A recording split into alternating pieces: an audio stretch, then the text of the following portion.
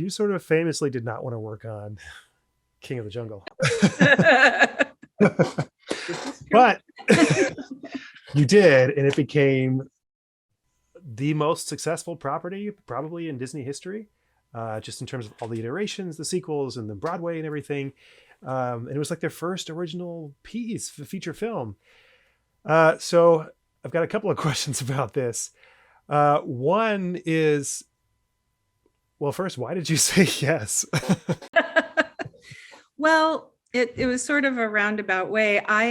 Like I said, I would been working in development with Mike Gabriel and Hindel Butoy, who I'd worked with on Rescuers Down Under, but Chris Sanders and Kelly and I were all working there. And Mike Gabriel had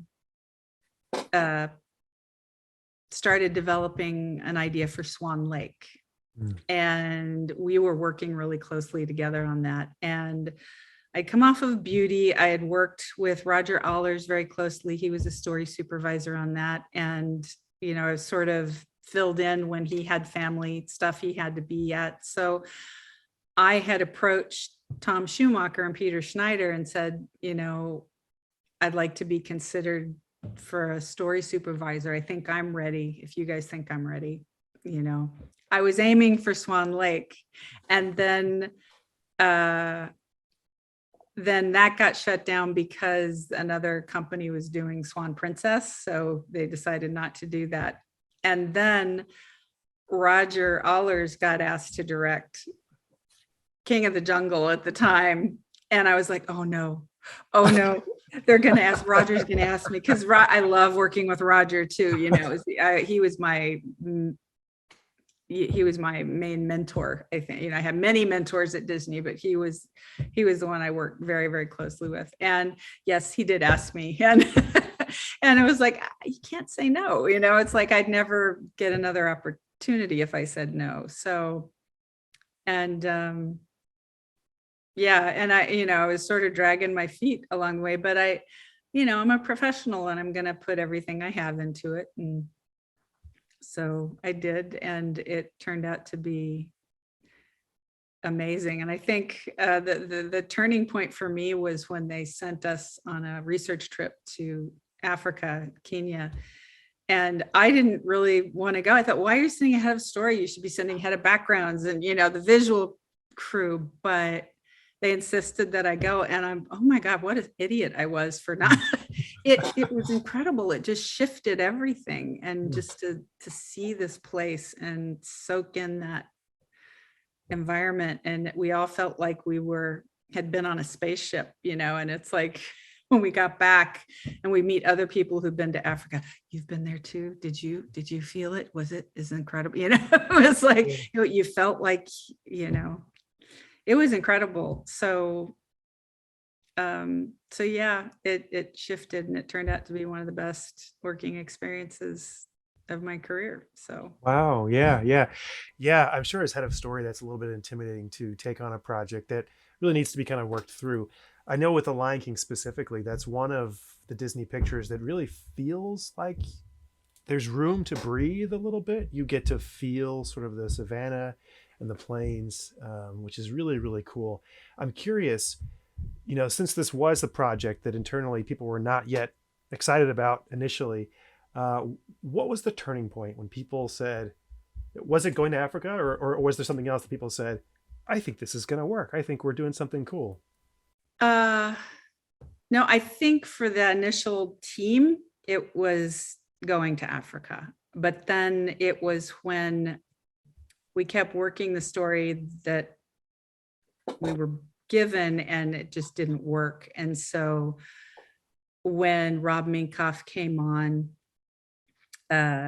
we ended up, there were just like 5 or 6 of us in a room that just hunkered down for a couple of days, and, you know, just ripped it apart and put it back together again. And then that was when this is the story we told, and we came up with that story in that room at that time, and it stayed pretty much that for the Wow. rest of the film.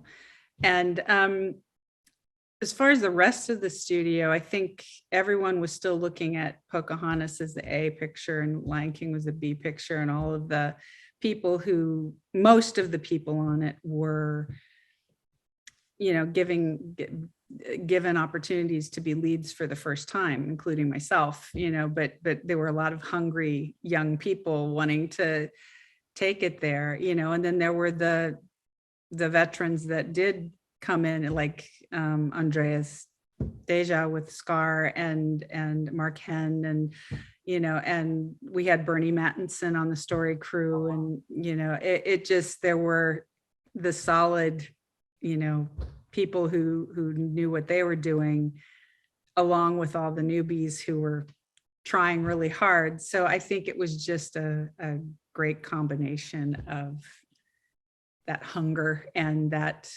desire to do something great. But we were all like, is anybody going to want to see a bunch of talking animals? We don't know anymore. You know, it just seemed, because we've been doing fairy tales and human characters since the resurgence of animation, that we were a little dubious as to whether it would hit.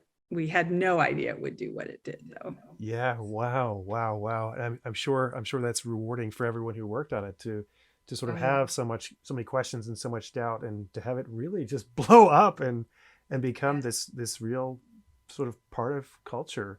In fact, I in college, I had some friends from Zimbabwe, and I asked them, I said, do you guys really say Hakuna Matata? He said, yeah. How did you know? I was like, oh, movies, you know. Yeah, I mean, the Hakuna Matata, the Asante Sana Squash Banana, that was our guide. He would say that all the time, and he kept saying that. He would just be, he was a bit of a character himself. And I finally said, okay, what does that mean exactly? And I remember writing it all down. You're a baboon and I'm not. Okay, great, thank you. And then it was like, we got to that plot spot in the film, it was like, that works, you know.